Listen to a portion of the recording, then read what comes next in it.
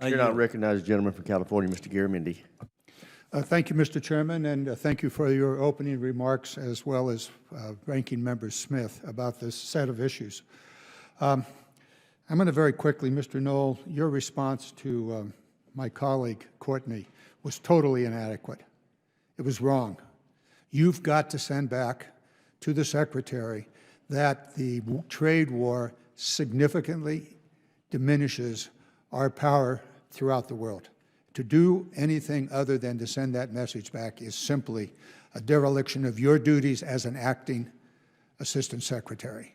So be aware. Last night, it appears as though Trump's tariff war seems to be, at least in part, a gambit to open negotiations with individual countries.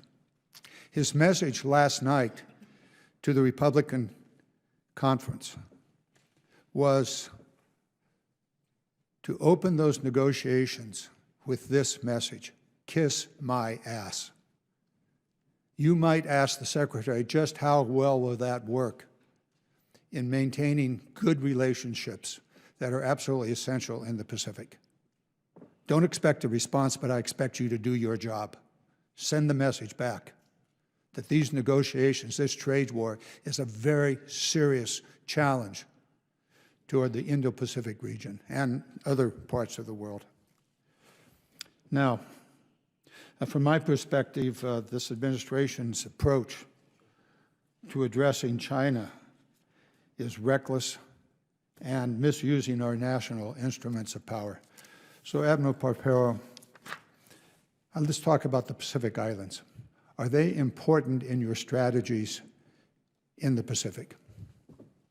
Congressman, just as in the Second World War, the Pacific Island countries, Guadalcanal, throughout the Indo-Pacific to Bora Bora are important as well. And that's why the People's Republic of China has efforts of elite capture, of the attempted partnership with their security apparatuses. And so on history, on geography, and on interests, they're quite important.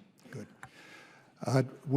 Are we missing the opportunities with the trashing of USAID and also not using the Coast Guard to full effect in the Pacific Islands? The USAID aid is under review, and I'll be advocating most strongly for that aid for all of the countries.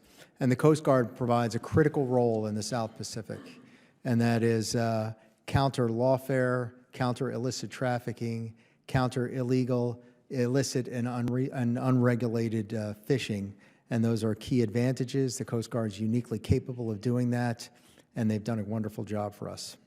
Are they available 365, 24/7?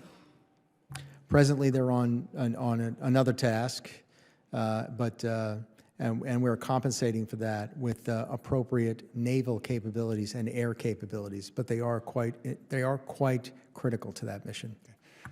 I'm told it costs about $140 million to have a Coast Guard cutter available, operating in the Pacific Islands. Is that an investment that you're willing to make from the Pacific Defense Initiative? Yes, sir. Thank you. I appreciate the direct response. $140 million. There's also issues of basing relationships with various ports in the Pacific. Will you be using the Defense Initiative to enhance those facilities that are necessary for the Navy as well as for the Coast Guard?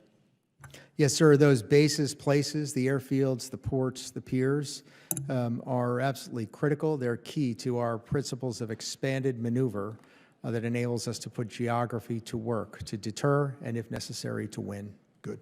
I don't think I'll go back to the fact that we are imposing tariffs on islands that do not have any exports to the United States, but that's another silly, sloppy piece of work that the administration is doing with regard to the tariff issue. I want to spend a few moments on logistics. The support of the Navy, some of this came up with the military ships, the amphibs. Could you talk to us about the necessity of TRANSCOM and non-kinetic ships providing support in the Pacific?